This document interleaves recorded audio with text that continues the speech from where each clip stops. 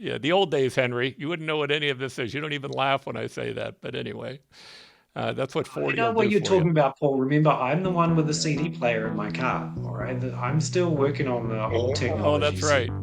here. That's We why I talked don't about fit in. 8 You're all tracks. That's right. optimistic about the future. I'm like, no, keep my CDs. Don't mess with it if it works. Destiny. Destiny. You and I have a rendezvous with destiny. Destiny. Destiny. You and I have a rendezvous with destiny. We choose to go to the moon in this decade and do the other things, not because they are easy, but because they are hard.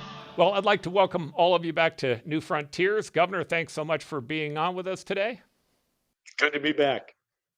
And Henry, we really appreciate you being here also, taking time out from your baby. Thanks, Paul. Great to see you and the governor as always. All right. And then hopefully Elliot will join us a little bit later. But I want to start with what I thought was the best optimistic news. I thought this was really cool.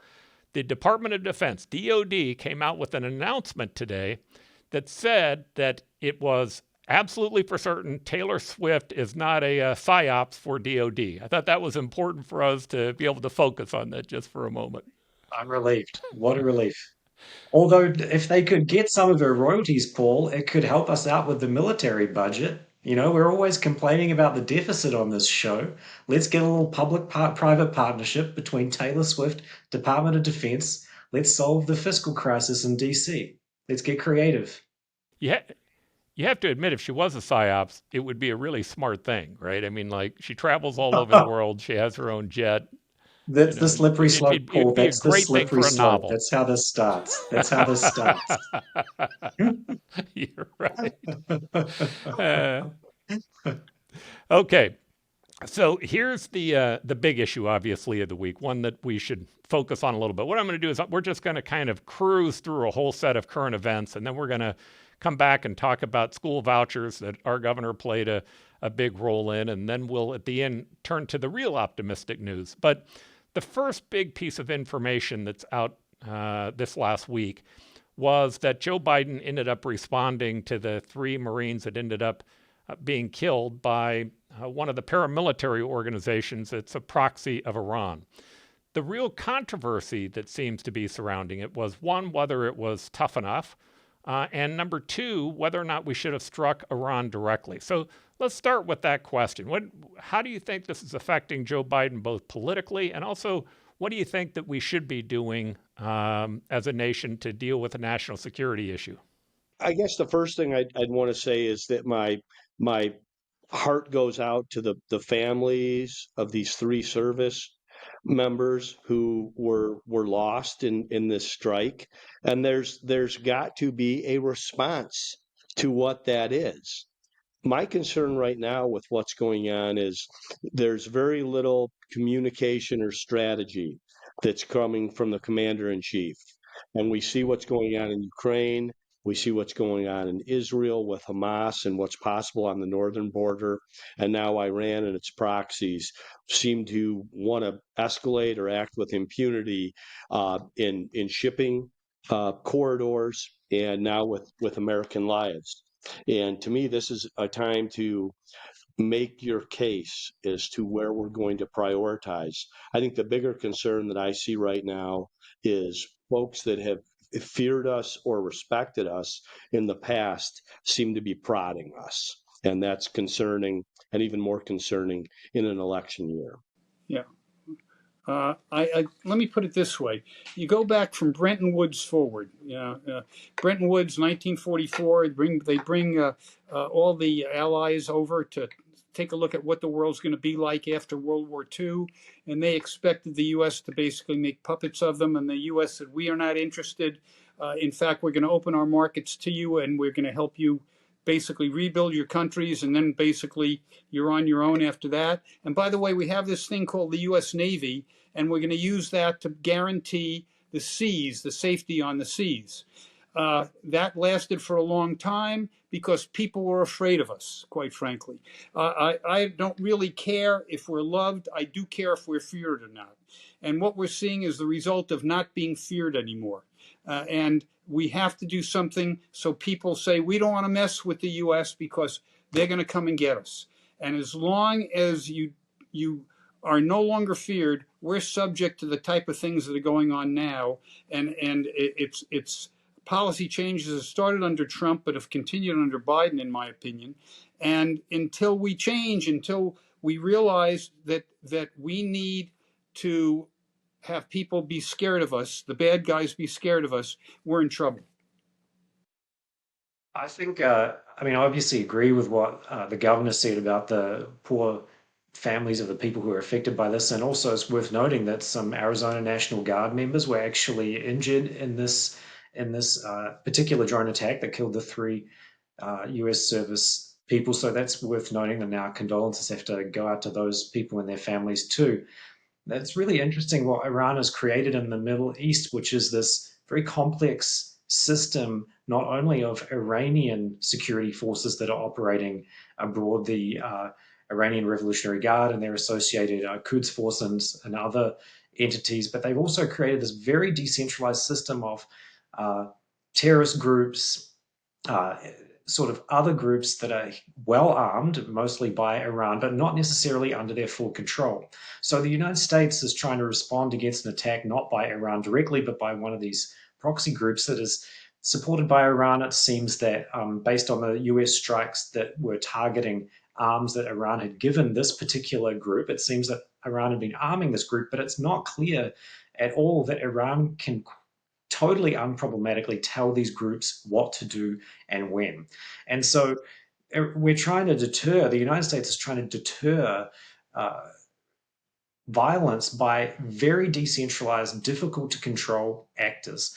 And although I'm sure that from Tehran they can issue orders or directives to these groups that they may or may follow, they might not always follow them. So what we're seeing is kind of the chickens coming home to roost from a very long-standing effort by the Iranians to create this very complex web of allied actors that they arm, and they seem to have under some degree of control, but not total control. And it's a real thorny situation for the United States as it tries to protect both US vital interests in shipping and its allies in the region, and also to try and contain the fallout from this war that Israel is waging in Gaza. So it's a really complicated, difficult proposition because of the incomplete links between the Iranian regime and these groups. So it's not even clear that should the United States strike one of these groups or someone more closely aligned with Iran, it's not clear exactly how much control Iran has over these groups at the end of the day. Yeah, to just take a piece from each of you, the governor was talking about, to me, the point he was making was, what do we want? What is it that the United States really wants? We had Bob Robb on our show last week, and I like how Bob created 3 categories. He created the internationalist, the non-internationalist, and the isolationist.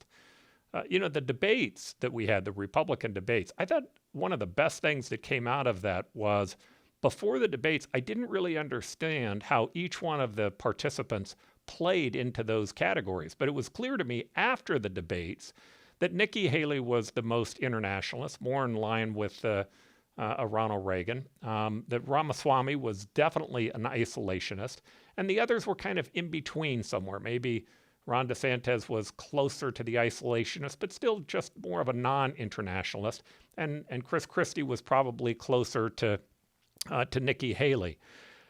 When you look at the 2 candidates that we're probably going to have at the top of the ticket, they're not engaging in any debates. They haven't so far anyway, not with one another, but with people inside their primaries. Now, all we really have from them is an understanding of them based upon either what we're getting through talking heads or what we're getting through their past.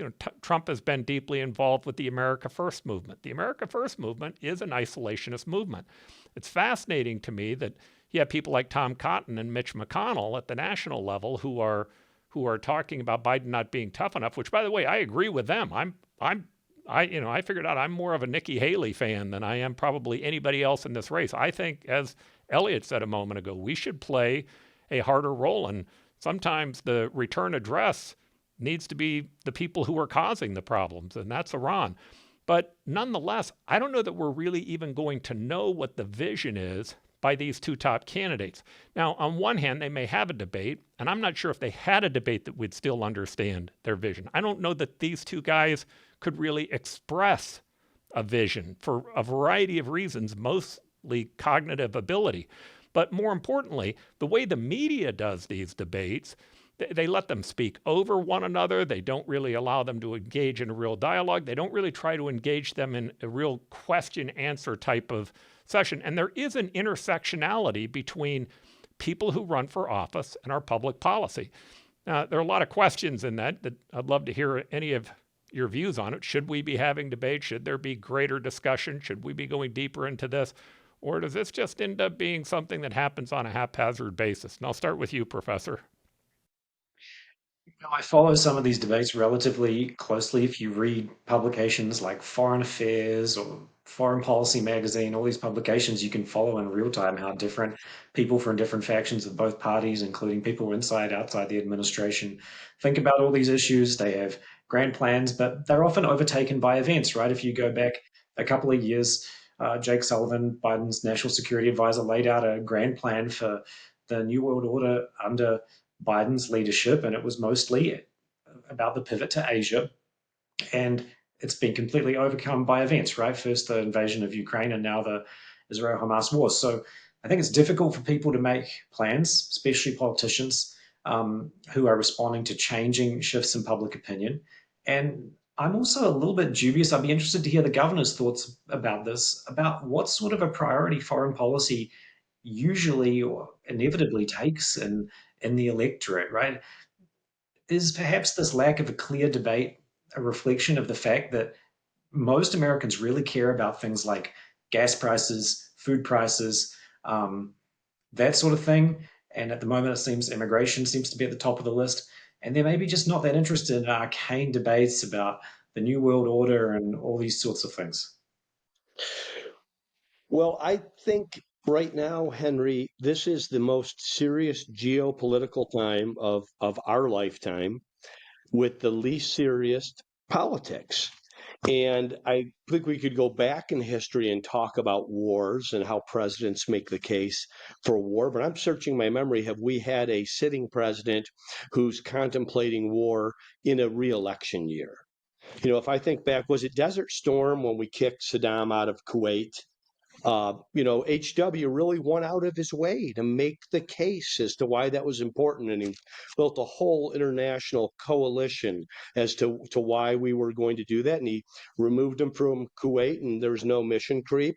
And then everybody came home. Of course, Afghanistan and Iraq. There was a lot of making the case along the way, especially on the Iraq side. Now, people don't remember how they voted, obviously, because I think the votes were pretty super majority on both sides for use of force. But I think in hindsight, people see that as a mistake. But the case was being made from the commander-in-chief. I just don't see a case being made by the sitting commander-in-chief or the aspiring commander-in-chief. Trump is a populist. He is also, in some situations, plays to the isolationists, but foreign leaders fear him. Joe Biden is in the situation right now, which is a real challenge, especially on these three fronts. And I don't know that he can really make the case extemporaneously or with a speech and handling the Q&A that's going to come from the press in a divided country on this. So foreign policy, I don't think normally plays a lot in the presidential race because people are more concerned about, it's the economy, stupid, and those types of issues, the domestic issues. But I think foreign policy is going to be it's going to be the elephant in the room. For lack of a better way to put it, in this cycle, because it's unavoidable and it's playing out every day on the nightly news. Well, I agree with the governor. No president likes war. No president likes to do some of the things that presidents have to do. but it has to be sold to the people, therefore. In other words, people don't look at what happens if you do A, what happens to C, what happens to F. People aren't there. Henry's right. Basically, they're interested in what the price of eggs are, and can they afford a house, and can they send their kids to school. And Bretton Woods worked because presidents for generations, since from really Truman on, sold the concept that essentially part of the deal was America has to be big and tough because there are bad guys in the world, and if you're not going to be big and tough, these bad guys are going to come knocking at your door. And that deal, the Bretton Woods deal, seems to have broken down, again, first with Trump and now with Biden, and unless we at least act tough, and you explain to the American people why we have to act tough, it's going to continue to be a mess. You know, the interesting thing to me, and most people don't recognize that, you know, I'm the luckiest guy in the world. I was born in 1945, and the reason I say that is since from 45 on, the world has, despite everything you read, this has been the most peaceful time in world history, which is hard to believe, but it has been. It's just the nature of humans. But we've held that together for 80 some odd years only because there was a gorilla in the room, and we're that gorilla. And if we go away, I don't know what happens next. You know, Elliot, you might want to give us a minute on why Bretton Woods was so important. I think that might help our listeners, especially as it relates to reserve currency and that type of thing. Well, let's start by saying that any time in world history a country became so singularly strong relative to everybody else in the world, as we were at the end of World War II, they generally dictated the terms to everybody, and everybody became part of the empire. And that's what all the finance ministers and heads of state who ended up at Bretton Woods in 1944 expected. And the U.S. goes in and says, you know what? We're not particularly interested in hanging around your countries. We will help you rebuild your countries, and we will do something you need. We will open the U.S. market to you because the U.S. was the only real economic strength left in the world. And they said, not only will we do this for the good guys, but we'll ultimately do it for the bad guys as well. Japan, Germany, Italy, the Axis powers. And by the way, we're going to use the U.S. Navy to guarantee the safety of the seas, which is where trade was.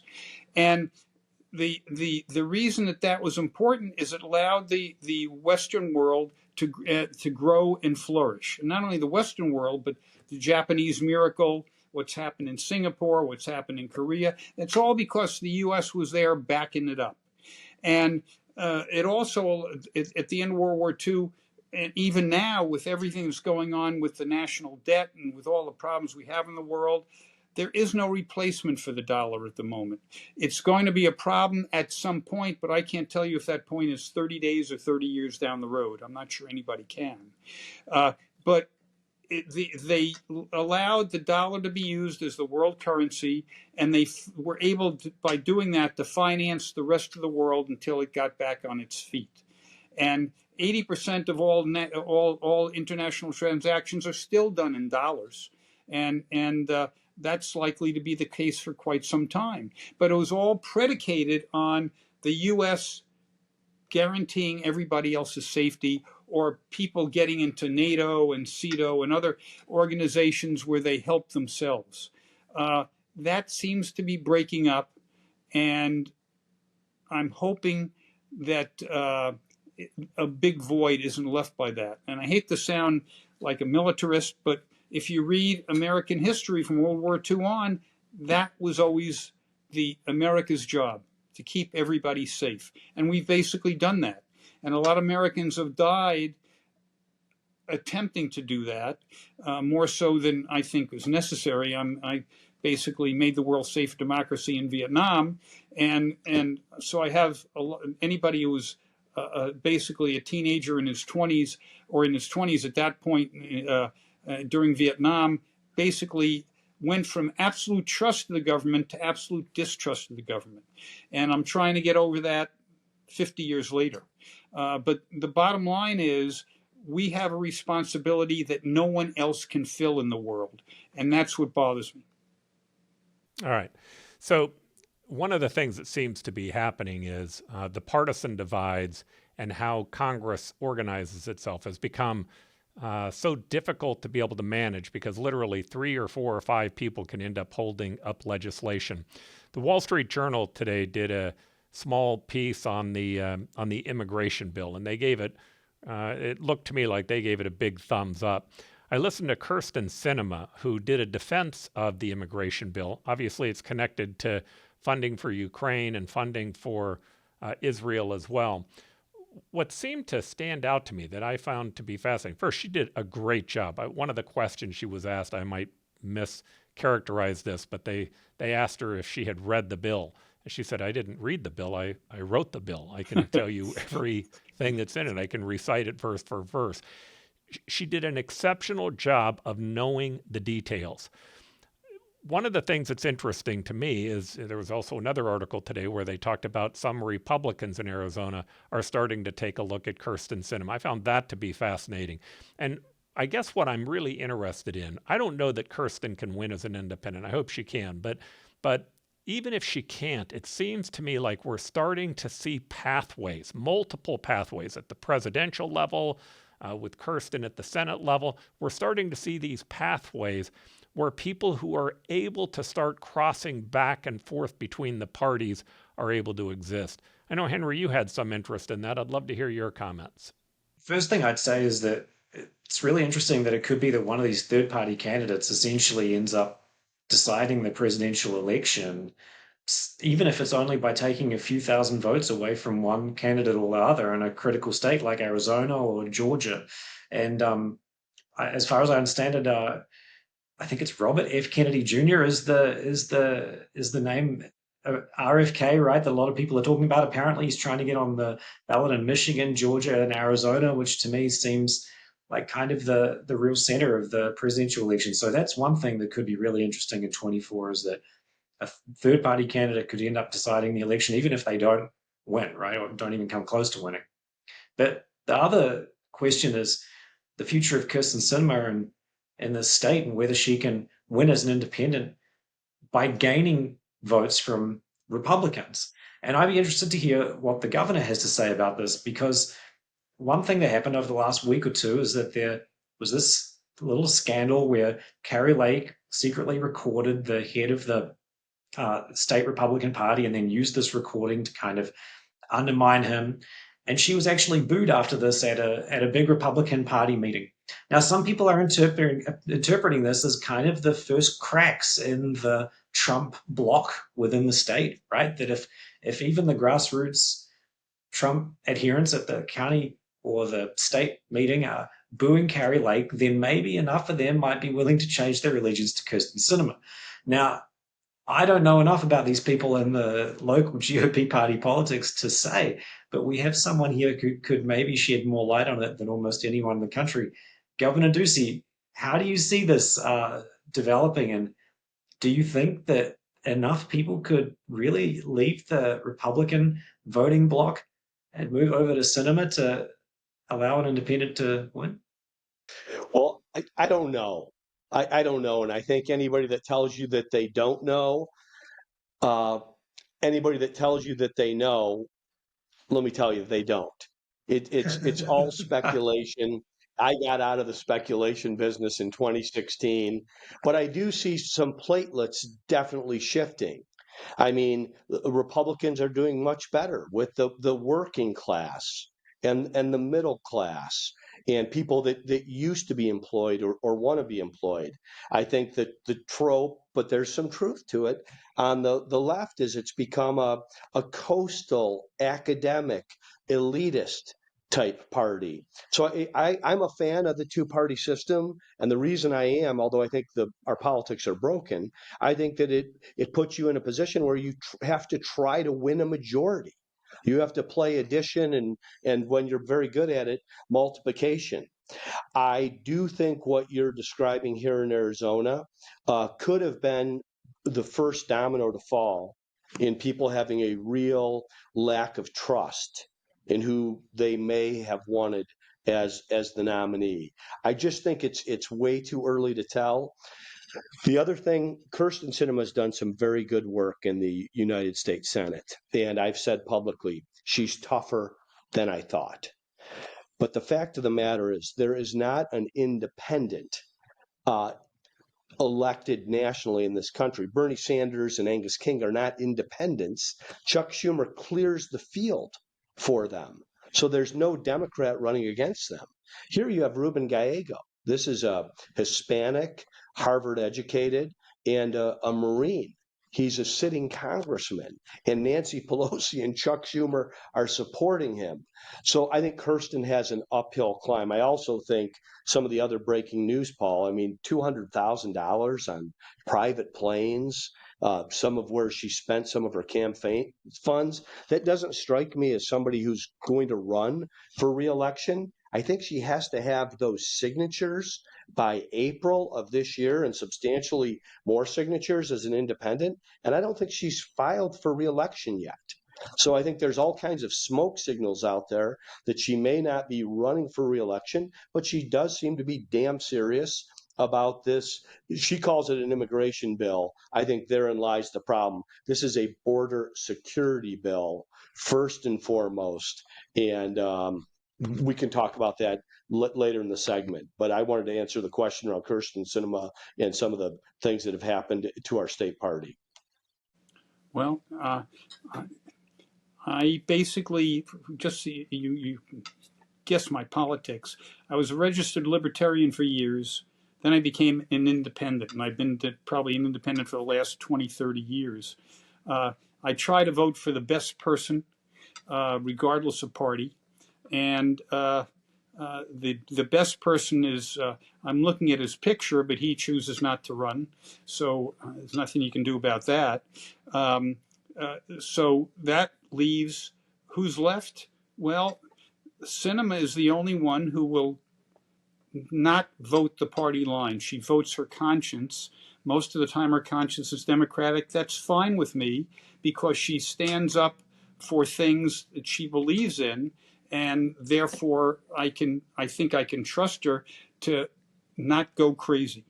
And so to me, the two-party system will prevent her from running. And I agree with the governor. She's doing things that suggest she's not going to run, although according to that article today, she has a large war chest, far larger than Gallego and certainly larger than Kerry Lake. And so maybe she's just playing things close to the vest. But in the absence of that, quite frankly, I have the same issue with the senatorial race that I have with the presidential race, in that I've got nobody to vote for. And I think a lot of people feel that way. No, here. All right, so I'm going to shift to Israel for a moment. And what I want to do is I want to start with the United Nations. I'm going to give my bias on this. I think the United Nations has been morally bankrupt on this whole question. The one that really, though, stood out to me is the UN's UNRWA fund, which literally, I think we've given the United States somewhere near $300 million to them on an annualized basis. But that's the group that's giving aid and assistance to Palestinians, which obviously is an important thing that needs to happen. But it looks like there actually were people who were engaged in October 7th who are involved in that committee. My real question is, I'm not altogether certain that the UN is a fair arbitrator on this issue any longer. They for so long have had kind of this antithesis towards Israel that I don't know that they can really see clearly on it. Elliot, I'm going to start with you on that comment. Well, I believe that the UN only has one real purpose, and that's for people to blow off steam. It just gives a forum for that, and that's great. But clearly, the UN is not unbiased. Take a look at who's on their Council for Human Rights. The countries that are on that council, it's basically every human rights violator on the planet almost, and the response to the October 7th attack is something I still have a tough time understanding. I'm not sure I ever will. But the UN should not be given funds willy-nilly to distribute, because you end up with the type of thing you're talking about, where those funds are not going to help the people of Palestine or the Gaza. They're going to help the terrorist organizations, and that is sad, just plain sad. No words can describe it. And if I was the U.S., until something was proven that the money and goods were going to actually get to people who need them, I would simply stop giving money to the UN for that cause, because it is self-defeating. We're helping our own enemies with our money. That's just nuts. Elliot invoked Bretton Woods. We haven't talked about NATO or the Marshall Plan, but that, along with the United Nations, all came about in the same era under some of the same incredible American leadership. And these institutions were designed for the greater good, but with the United States in mind.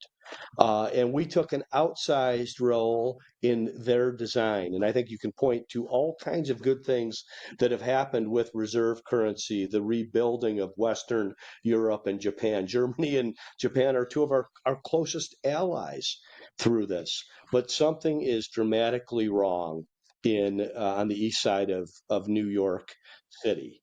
And we are still the world's only superpower, or superpower along with a rival power in China. And I think there should be action. I mean, you can see the rot in what has happened post October 7th. We've known it's there for a while. We know that the Security Council is poorly conceived and protects tyrants and autocracies across the globe. And I think our mindset should be one of America plus its allies and people that want to share in those values. And I think we can see it pretty clearly right now in terms of who our opposition, rivals, opponents, or enemies are going to be. And they're on the Iran, North Korea, Russia, and China side of the ledger. Now, they don't have to stay there. But that's the way the world looks right now. And the United Nations is in our backyard and working against us and working against our allies. And I think leadership out of the Oval Office, not only would it demonstrate positive politics, it's good policy, and it's overdue. Yeah, the UN, as you both mentioned, was set up in the wake of the Second World War, and its model was the League of Nations, which had famously collapsed in the interwar period between the First World War and World War II. But underlying it was really a kind of a utopian vision of collective security, where if every state was a member of the same organization, they would all commit, kind of like the NATO alliance, that if any one of them was attacked by anyone else, then they would all respond, and therefore this threat of retaliation would mean that war wouldn't exist. But there were fundamental problems with the way it was set up to get countries like the Soviet Union on board. They had to allow for permanent membership on the Security Council and for them to have a veto. And that's been a problem with the United Nations all along. I don't think anything's changed, and it's still the same today, that the Russians can veto any UN action against them as they invade a sovereign state, Ukraine, on their border, right? So there's a lot of problems associated with the UN, but they do have these constellation of other organizations affiliated with them. Food and Agricultural Organization does a lot of good work distributing food aid to different countries. I think it's probably a good thing.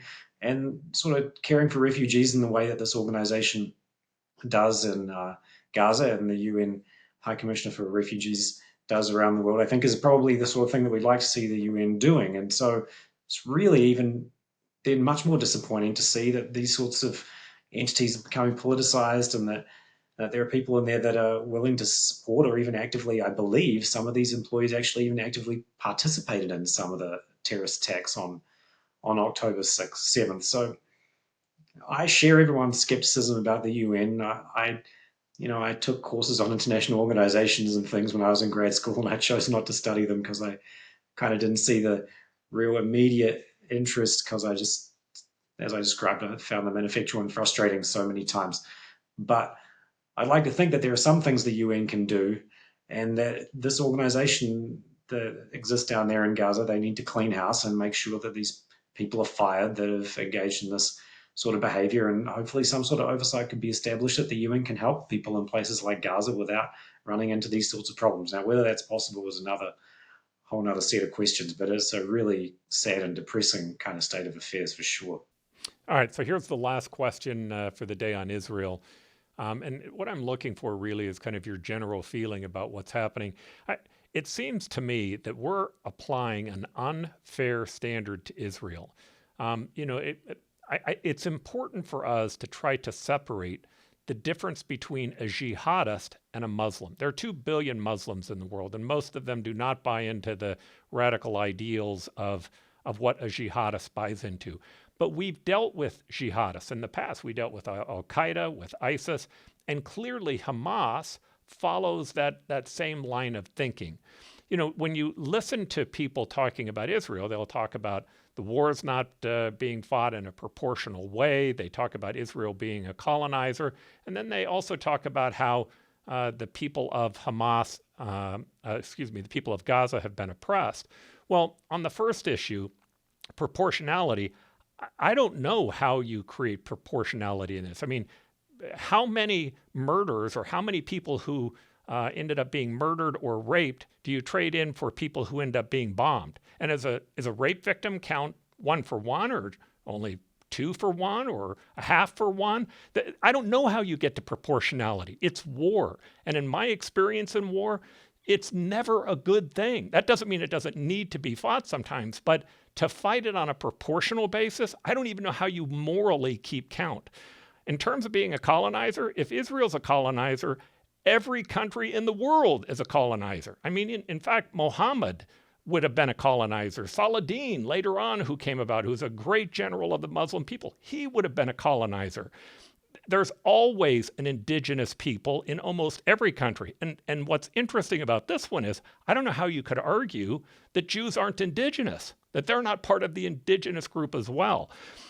But the oppression issue, to me, is the one that bothers me the most. There's no doubt in my mind that there is a colonizer of Gaza. It's not Israel, it's Hamas. Hamas is a jihadist organization.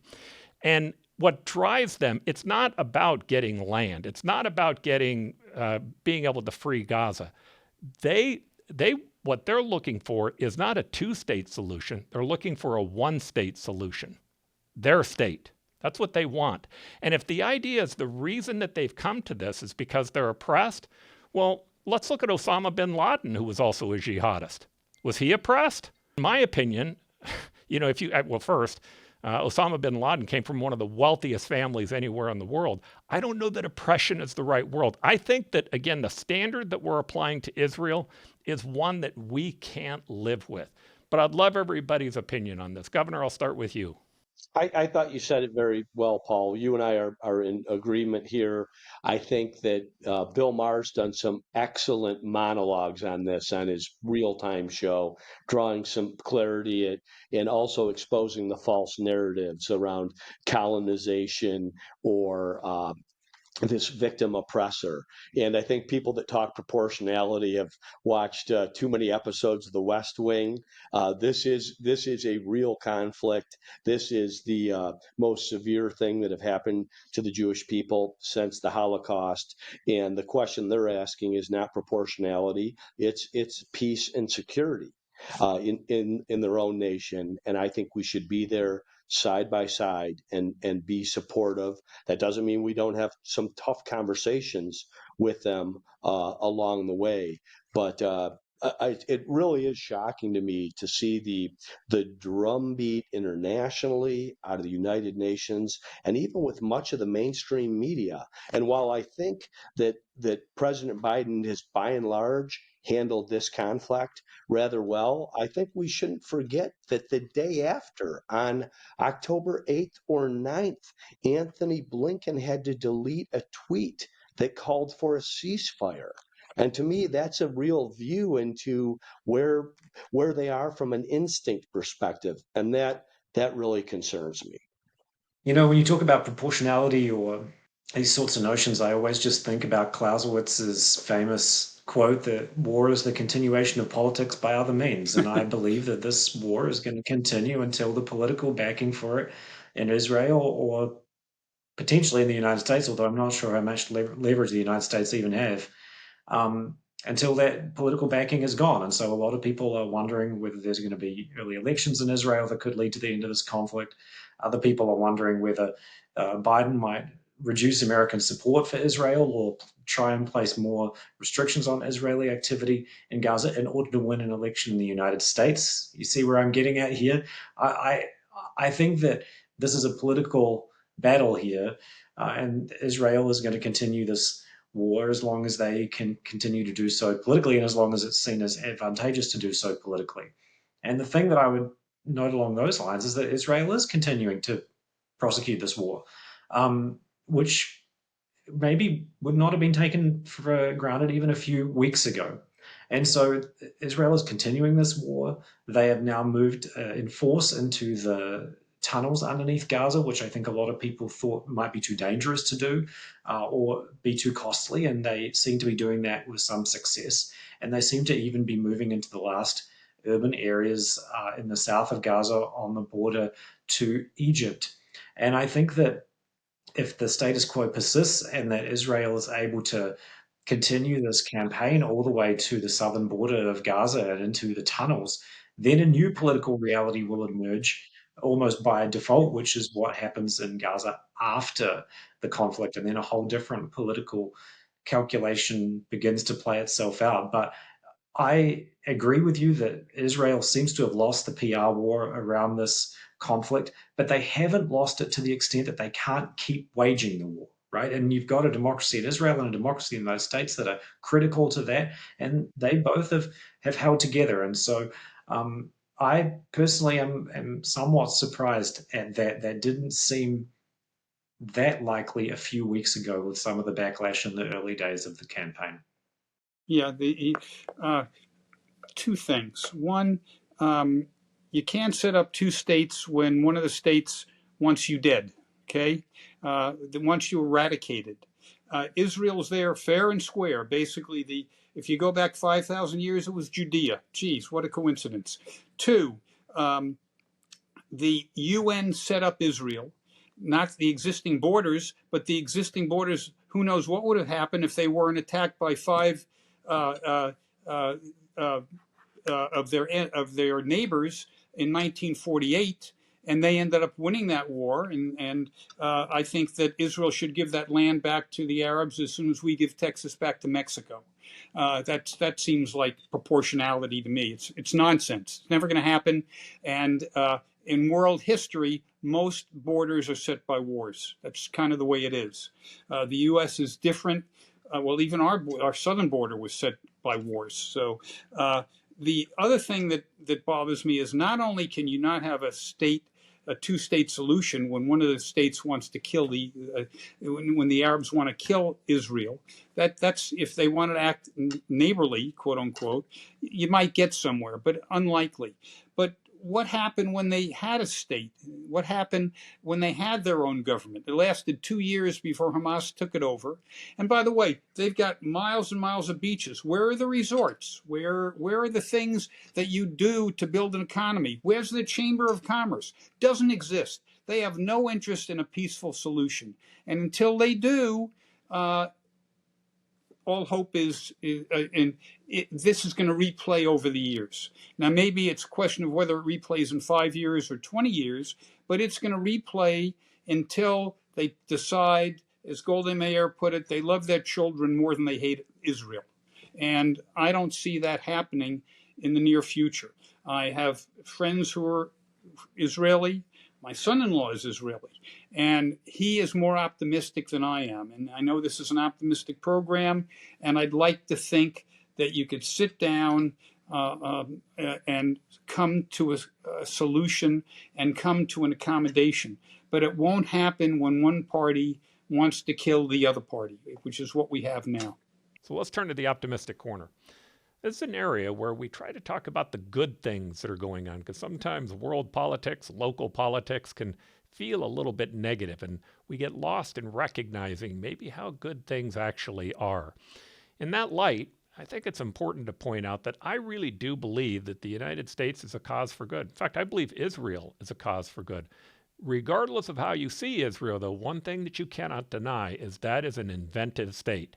They create and invent product all the time. That invention of product is so important because it changes not only human lives, but it moves human progress forward. And today we're going to talk about one of the great inventions that really gives us the ability to keep that human progress moving forward. Now, I always try to start by talking about some of my favorite books, because I really do think you get great information out of books and authors. I mean, it's amazing to me that, Ray Kurzweil takes his best ideas that he spent a lifetime researching and looking into, and for $14, you can buy the best ideas that he has up until that point in time. The Singularity is Near was a great book that talked about what's going to happen and the changes that are going to take place. He'd written The Age of the Spiritual Machine back in the 1990s when I was mayor, and I went back and read it. It was amazing how many changes he actually was correct on. The Singularity is Near is really about how fast change is beginning to take place. But it was based on the idea of Moore's Law. And Moore's Law, the idea that the computer chip continues to get smaller and cheaper, was an important aspect to human progress. Abundance is a great book by Peter Diamandis. And what I like about it is his whole premise is that we're actually creating an era of abundance. That if you look at the big problems that we're having in society, our ability to deal with them is dramatically better because of what's happening with computers and computer speeds, big data, and the ability to look at any one of the big issues, from water quality, air quality, environmental issues, also dealing with traffic, any one of a variety of things, and that it's creating a massive amount of abundance for human beings here on the planet. The last book is one of my current reads. It's by Jeff Hawkins, and he wrote the book called 1,000 Brains. It's a fascinating book, but the overall thesis to it is that we had this reptilian portion of our brain that the neocortex was laid over. And the neocortex is where most of our rationality comes from. Importantly, it's also where optimism and love, as well as our ability to innovate and create, come from. The reptilian portion of the brain is where we find those reptilian instincts of fight, flight, or freeze. What he did is he then talked about how, as we begin to create these AI super brains, the question that most people have is, oh my gosh, are we creating something that's going to be like a Terminator? His point is, you don't have to put the reptilian portion of the brain into these new computers. Now, he does a much better job of describing that than I did. I recommend all three of these, but they take me into the subject that I want to talk to you about today. Moore's Law, as I had spoken about a moment ago, it's important to three of these books. The observation that the number of transistors on a microchip roughly doubles every 2 years actually was invented by a guy by the name of Moore, who was one of the owners and founders of a company called Intel that has a very large presence here in Arizona. Now, the ability for that law to stay in place and to continue to make progress is incredibly important, as I said a moment ago, to society. But what you can see here is how fast that not only has been going up, but how the different types of technologies that were utilized in it that actually began to make a difference. So you can see when you look at this, the changes that have happened. My life really probably began with the vacuum tube, even though that's before I was born. My parents didn't have the ability to buy the great television, so they still had the old television set that operated under that. But then we began to move into transistors, and now we've worked our way into integrated circuits. Intel, this slide actually is taken from Intel. They believe that they're on their way to 1 trillion transistors being placed onto a microchip. You can see here how these changes actually led to dramatic changes inside of our society. Along the top line, you'll see the agricultural revolution, which happened about 5,000 years ago, the industrial revolution, which happened about 120 years ago, the light bulb, the moon landing, the World Wide Web, and finally, the human genome is being sequenced. But the point is that as these transistors increase, as as Moore's law continues, we have a greater and greater ability to create devices and product that substantially improve human progress. We're now running up against some ideas that there are actual limitations that may exist to Moore's law. One of the big ones is actually size. Now, if you look at this, what you'll see is that the single-walled carbon nanotube is about 1 nanometer.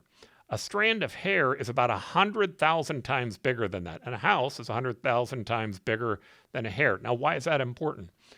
Well, we actually have integrated circuits today that are as small as 2 nanometers. In fact, there's a lot of discussion that there's actually a 1 nanometer. We're talking about something that is so small, it is literally half the size of a COVID virus. Just to put that into perspective, literally a chip, a 3 nanometer chip, has over 50 billion transistors in a chip the size of a fingernail. One of the other big issues, though, are the cost of developing these 2 nanometer chips. The 2 nanometer chip today, just a fab plant, which you'll see in that last column, the green column, cost about $28 billion for a fab plant that can produce about 50,000 wafers per month. And what you can see is that these numbers, again, are in the billions, but it's almost $30 billion. If you take that backwards, you engineer it backwards, you begin to see that the cost of the chip itself is increasingly becoming more expensive. And that in itself is working against Moore's law, because Moore's law says not only is the size of the wafer getting smaller, the amount of transistors doubling, but also that the price is staying constant or getting cheaper. We can see here that it's not getting cheaper. They're becoming dramatically more expensive. Now, there are cell phones today that have 3 nanometer chips in them. The 2 nanometer chips are going to be what we're going to be utilizing for AI technology. There are some solutions that people are looking at for that. I can't give you the details on these solutions, but I know that 3D stacking is one of them. And basically, that's the idea of taking a chip and stacking them horizontally, and so that you begin to have information that's being transferred both horizontally as well as vertically. Now, the classical computer, again, just simply works in a universe of zeros and ones, meaning that's how the information comes out. And so everything exists within that very small sphere. But what happens with quantum computing is that the qubit actually has the ability, because, as it turns out, Einstein's law of quantum physics was right, and even though he thought it was wrong later on in his life, one electron can exist in 2 different locations at the same time. And that gives a variety of different numbers that can be used. That creates an infinite ability for the quantum computer to be able to solve problems. Now, the real key is as quantum computing and AI technologies begin to be merged, they become a powerful fusion that is going to shape our future. Here's the point that I'm trying to make with you. Moore's law is going to continue. It may not continue with the silicon chip. It may not continue with what we know about transistors and how they work today. We may be changing this because of the hardware that's actually attached to it. The quantum computer dramatically changes how it is that we are going to be able to address this issue of ensuring that we keep up with the speed that we need to develop the technologies that will be important for human progress. Quantum sensing in healthcare, there are hospitals that are looking at utilizing devices that can make a dramatic difference. But it gives you the early detection of diseases, personalized medicine, non-invasive imaging, drug development, as well as disease monitoring. It begins to change the entire self-driving issue because the data can be processed quicker and faster. Beyond the self-driving car, the ability to manage our traffic, which have all types of implication, not only from the timing of lights, the reducing of accidents, but also ensuring that we can move more traffic quicker and faster through our streets. Immersive learning. Now, immersive learning is the ability to be able to utilize the quantum computer to be able to take information, combine it with AI technology, and to make learning more interesting. And you can see here they're utilizing the human anatomy and the ability for a child to be able to pull it apart and to understand it from a variety of different directions. But to do that, the ability to process that data becomes important because of the hardware that you need to be able to make that work. One of the issues that people are worried about is its effect on security. Whenever you have when you have cybersecurity today, your bank accounts or other types of information, it's generally based upon a code system that it takes a very long time for a traditional computer to be able to break into with the zeros and ones. But when you begin to move to a quantum computer, the ability to break through becomes much simpler. There are already recommendations that are starting to come out about the importance of protecting your accounts and protecting information that's important to you. On the other hand, quantum computing, once quantum computing is utilized in the security, it is almost going to become impossible to be able to break into people's accounts. That's not to say there aren't challenges with quantum computing. We're not completely through the threshold yet. Certainly, the qubit stability is one of the large issues that they're having to deal with. The idea that that electron can exist in more than one place creates some instability, and sometimes the information that they get back just isn't correct. Now, they're working around ways to be able to fix that, but nonetheless, the first prototypes are already out there, and we're seeing where the quantum computer can begin to make big differences. In fact, we're starting to see companies being able to raise significant amounts of money to be able to help move their product forward. If you look at this slide, what you'll see is that there was a very small amount of money that was raised in quantum computing until sometime around 2018. But look at that lift from 2020 to 2022. In fact, about $2.35 billion was raised in 2022.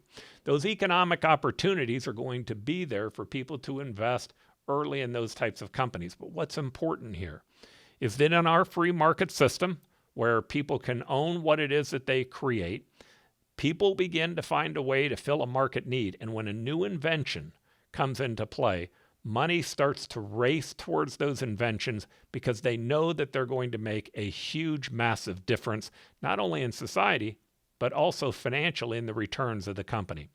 This is something to keep your eyes on. It's worthwhile, and it's something that you should be very optimistic about from our future standpoint. Certainly, Moore's Law may come to an end. Now, experts disagree about when that may take place. But the idea of computer chips becoming smaller, while that may come to an end, the ability to process information increasingly faster doesn't necessarily have to. There are alternatives. Importantly, this whole concept of quantum computing, the idea of technology being able to improve our lives through any one of a variety of different means, from healthcare to driverless cars, curing cancer, for that matter, extending human life. There are huge opportunities for us. And fortunately, we live in a society that values the individual, that tries to ensure that we educate people and that we train people and that we give people the ability to own the fruits of what it is that they create and innovate on. Through that very structure, we've seen dramatic increases and improvements in human progress. In fact, in history, there's never been a better place or time than right here, right now. We're going to see amazing things. It's worthwhile staying optimistic. And now what I'd like to do is go back over to the governor and Elliot. Well, there's a reason that most innovation takes effect in capitalist systems where people can work on their own, invent something, take it out to the market, change the world, where the government isn't going to get in their way, where people vote with their dollars and they decide they like something. And AI is just one of those things. We're in the very early stages of something that's going to effectively change humanity. I'm not worried about, by the way, it putting people out of work. As long as people have needs and people's needs are endless, there'll be plenty of jobs. But what they'll be is a lot more efficient and be able to do a lot more with a lot less. And that means increases in productivity, which means increases in standard of living. And that's what this is about. And I I think the world 20 or maybe 30 years from now will be so different because of what's going on now that it's just hard to imagine. Well, I want to say I always appreciate Elliot recognizing a good idea.